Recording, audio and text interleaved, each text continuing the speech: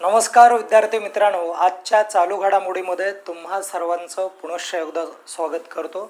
विद्यार्थी मित्रांनो, आजच्या भागामध्ये आपल्याला 10 प्रश्न समजून घ्यायचे आहेत आणि त्यांचं जे काय विश्लेषण आहे ते देखील बघायचं आहे आणि या सर्व बाबीसाठी सविस्तर पद्धतीने आढावा घेण्यासाठी मी असिस्टंट प्रोफेसर रमेश घोरपडे तुमच्यासाठी आजचा पहिला प्रश्न काय असणार आहे बघूयात।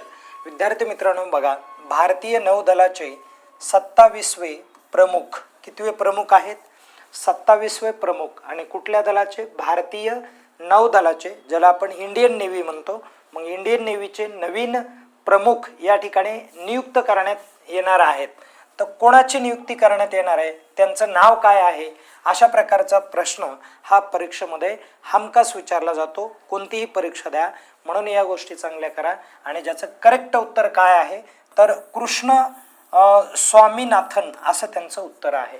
काय ना उत्तर आहे? कृष्ण स्वामीनाथन उत्तर आहे। तर त्यांच्या रिलेटेड थोडीशी माहिती बघा। पहिला पॉइंट काय म्हटलाय, 31 मे 2026 रोजी निवृत्त होणारे नौदल प्रमुख ॲडमिरल दिनेश कुमार त्रिपाठी यांची जागा घेणार आहेत। कुणाची जागा घेणार आहेत हे महत्त्वाचं असतं बरं का, व्यवस्थित लक्षात घ्या की कृष्ण स्वामीनाथन हे जे आहेत हे येणाऱ्या काळामध्ये कुणाची जागा घेणार आहेत? दिनेश कुमार त्रिपाठी यांची जागा घेणार आहेत। आणि कधी जागा घेणार आहेत तर 31 मेला जागा घेणार आहेत, हे देखील लक्षात राहू द्या। ओके, आता पदाचा कारभार, व्हाईस ॲडमिरल कृष्ण स्वामीनाथन 31 मे 2026 रोजी अधिकृतपणे नौदल प्रमुख पदाचा कारभार स्वीकारतील आणि त्यांचा कार्यकाळ हा 31 डिसेंबर 2028 पर्यंत राहणार आहे। आणि ते सध्या मुंबईमध्ये पश्चिम नौदल कमांडचे flag officer commanding in chief म्हणून देखील सध्या काम करत आहेत। अशा प्रकारे लक्षात ठेवायचं आहे।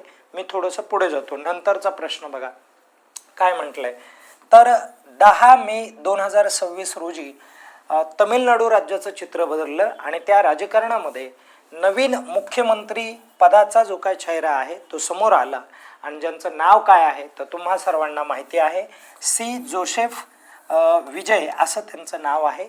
अलग लक्षात, ज्यांना तुम्ही विजय थलापती या नावाने देखील ओळखता, असा तो मुद्दा आहे, लक्षात राहू द्या। 2020 मध्ये मास्टर नावाचा त्यांचा एक चित्रपट आला होता आणि शूटिंगच्या दरम्यान त्यांच्यावरती प्राप्तिकर विभागाची धाड पडली होती आणि त्यासाठी तो जो चित्रपट आहे तो रखडला होता। आणि 2024 मध्ये विजयने चित्रपट सृष्टीतून संन्यास घेण्याची जी काय घोषणा आहे ती घोषणा केली आणि या व्यवस्थेच्या विरोधामध्ये त्यांनी आवाज उठवला आणि तो आवाज हा पदावर विराजमान होऊन पूर्ण केलेला आपल्याला बघायला मिळतोय। आणि जना नायकन हा त्यांचा 69वा आणि शेवटचा चित्रपट असून 2026 मध्ये प्रदर्शित होईल असं देखील या ठिकाणी म्हटलं जात आहे। तर अशा प्रकारचा हा जो मुद्दा आहे हा मुद्दा आपल्याला निदर्शनास आलेला आहे। ठीक आहे, जना नायकना व्यवस्थित लक्षात राहू द्या, शेवटचा चित्रपट जना नायकन हा शेवटचा चित्रपट आहे। परीक्षेत तुम्हाला डेफिनेटली विचारला जाऊ शकतो, म्हणून आपण तो पॉईंट या ठिकाणी कव्हर केला आहे।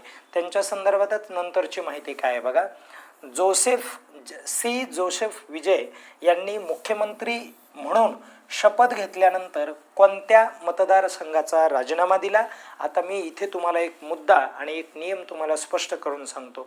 विद्यार्थी मित्रांनो, आपल्याला जर निवडणुकीला उभं राहायचं असेल, म्हणजे विधान परिषद असेल, विधानसभा असेल किंवा लोकसभा असेल, तर आपण काय करू शकतो की ॲट अ टाइम 2 मतदारसंघामध्ये देखील काय करू शकतो, आपण उभा राहू शकतो। आणि तसंच यांनी केलं होतं, ते पेरंबूर नावाच्या मतदारसंघामध्ये पण उभा राहिले होते आणि तिरुचिरापल्ली पूर्व या मतदारसंघामध्ये देखील ते उभा राहिले होते आणि दोन्ही मतदारसंघामध्ये ते विजयी झाले होते। आणि विजयी झाल्यानंतर त्यांनी काय केलं तर हे जे तिरुचिरापल्ली पूर्व मतदारसंघ जो आहे याचा राजीनामा त्यांनी दिला आणि हा मतदारसंघ त्यांनी कायम स्वतःकडे ठेवला। मग येणाऱ्या काळात काय होत असतं, इथे पोटनिवडणुका होत असतात एका पदासाठी देखील। आता इथे समजून घ्या बघा, थलपतीला विजय मिळवून देणारी 7 वचने कोणती होती बघा. तर या ठिकाणी 6660 वर्षापर्यंत घरातील महिलांना प्रमुखाला जवळपास 2500 रुपये प्रति महिना दिला जाणार आहे आणि प्रत्येक कुटुंबाला वर्षाला 6 LPG सिलेंडर जे आहेत ते मोफत दिले जाणार आहेत. आणि मुलींच्या लग्नासाठी 8 ग्रॅम सोनं जे आहे ते देण्याचं आश्वासन दिलेलं आहे. आणि यामुळे केंद्र सरकारला देखील हादरा बसला होता. आणि इयत्ता 1 ते 12वी पर्यंतच्या विद्यार्थ्यांना दरवर्षी 15,000 रुपये दिले जाणार आहेत. अशा प्रकारचा देखील मुद्दा इथे खूप मोठी ॲडव्हान्स जी काय योजना आहे त्या योजनांची त्या मुद्द्यांची घोषणा यांनी केलेली आहे. तरुणांना बेरोजगारी भत्ता योजनेअंतर्गत प्रत्येक महिन्याला 4,000 दिले जातील. त्यानंतर परत महिलांना सरकारी बसमध्ये मोफत प्रवासाची सुविधा देखील उपलब्ध करून दिली जाणार आहे. आणि त्यानंतर 665 एकरपर्यंत जमीन असलेल्या शेतकऱ्याचं पूर्ण कर्ज जे आहे ते माफ केलं जाणार आहे. आणि उर्वरित कर्जावरती काय केली जाणार आहे तर 50% जी सूट आहे ती सूट देखील दिली जाणार आहे. अशी अत्यंत चांगल्या ज्या काही घोषणा आहेत या घोषणा इकडे केलेल्या आपल्याला बघायला मिळतात. आणि त्यामुळेच या व्यक्तीचा विजय हा अटळ ठरला. आणि 2026चा हॅन्स ख्रिश्चन अँडरसन पुरस्कार हा जो आहे जो लेखन विभागामध्ये दिला गेलेला आहे. आणि लेखन विभागातील या पुरस्काराला नोबेल पुरस्कार देखील संबोधल्या जाते, हे देखील लक्षात राहू द्या. आणि तो कुणाला जाहीर झाला तर ही इमेज आहे. आणि जी इमेज मायकल रोजेन यांची आहे जे ब्रिटनचे आहेत. कुठले आहेत जे ब्रिटनचे आहेत. इमेज पण बघून घ्या. आणि आता आपण पुढे जाऊयात. ओके चला, नंतरचा प्रश्न. इंटरनॅशनल ऑर्गनायझेशन फॉर मायग्रेशनच्या 2026च्या अहवालानुसार 2024 मध्ये सर्वाधिक रेमिटन्स प्राप्त करणारा देश कोणता ठरलेला आहे. परत एकदा क्लिअर करा, अहवाल कोणता आहे. International Organization for Migration 2026. Okay, तर भारत देश हा पहिल्या क्रमांकावरती आहे. म्हणजे परदेशातून मायदेशी पैसा पाठवण्यात अग्रेसर असलेला जो काय देश आहे तो त्या देशाचा अहवाल जो आहे त्या अहवालाचं नाव असं आहे. लक्षात राहू द्या. परत एकदा सांगतो, भारतातले जे काय मुलं आहेत, भारतातले जे काय लोक आहेत ते विदेशामध्ये नोकरी करत आहेत बरेचसे. आणि तिकडून जो काय पैसा आहे टॅक्सच्या रूपामधला तो भारतामध्ये पाठवत आहेत. तर जगात कोणता देश अग्रेसर आहे? भारत आहे. 2 नंबर मेक्सिको, 3 फिलिपाईन्स आणि 4 फ्रान्स. अशा प्रकारचा मुद्दा आहे, हे देखील लक्षात राहू द्या. आता मी पुढे जाईल. बघा, लँड टायटलिंग ॲक्ट आहे. आणि लँड टायटलिंग ॲक्टचा अर्थ काय होतो? हा असा ॲक्ट आहे, ॲक्ट म्हणजे कायदा. हा असा कायदा आहे ज्या कायद्याच्या माध्यमातून काय केलं जातं, शेतकऱ्याला त्याच्या जमिनीवरती कायदेशीर मालकी हक्क जो आहे हा मालकी हक्क प्राप्त होतो. हा या कायद्याचा महत्त्वाचा उद्देश आहे. आणि हा कायदा लागू करणारं भारतातलं पहिलं राज्य कोणतं आहे तर तुमच्या माहितीसाठी सांगतो, पहिलं राज्य हे महाराष्ट्र ठरलेलं आहे. ओके, हे देखील लक्षात राहू द्या. या गोष्टी महत्त्वाच्या आहेत. बघा, राज्यात लँड टायटनिंग ॲक्ट जुलैमध्ये लागू केला जाणार आहे असं देखील या ठिकाणी म्हटलं गेलेलं आहे. मालमत्तांना कायदेशीर संरक्षणासाठी पाऊल उचललेलं महाराष्ट्र शासनाने दिसतंय इथे. या गोष्टी महत्त्वपूर्ण आहेत, लक्षात राहू द्या.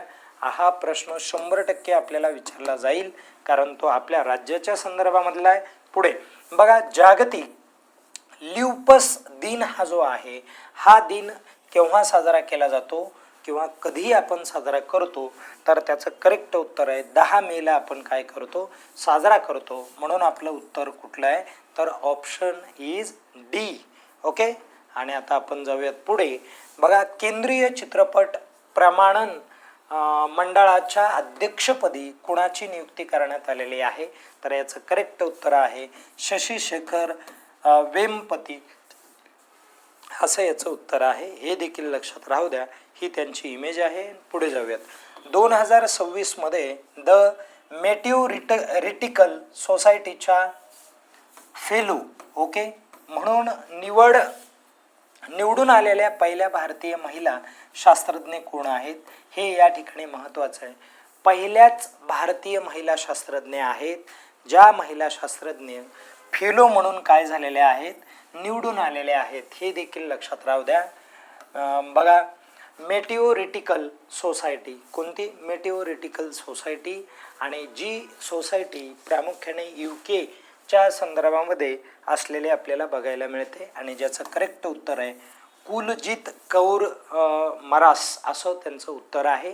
आणि ज्या अहमदाबादच्या संशोधन विभागामध्ये काय एक म्हणजे फिजिकल लॅबोरेटरी जी आहे तिथे ते प्राध्यापक आहेत त्या, ओके, प्रोफेसर आहेत, हे देखील लक्षात राहू द्या. ओके, गृहीय विज्ञानाच्या त्या प्राध्यापक आहेत. आणि एक शेवटचा प्रश्न बघूयात. महाराष्ट्रातील कोणत्या विभागातील जनसंपर्क विभाग हा ISO मानांकन मिळवणारा पहिलाच विभाग ठरला आहे? ओके, अशा प्रकारचा प्रश्न आहे आणि हे एवढं फक्त मला गुगलवरती सर्च करून पटकन उत्तर द्या. ओके, मग कमेंट करा, कमेंट करणं महत्त्वाचं आहे. मग यासाठी मी कमेंट करायला सांगत आहे की मला कळेल की आपलं हे जे लेक्चर आहे हे किती जण बघत आहेत म्हणून. ओके, तर कृपया या प्रश्नाचं उत्तर तुम्हाला लगेच मिळून जाईल. पटकन मला कमेंट करा. या ठिकाणी थांबूया. धन्यवाद.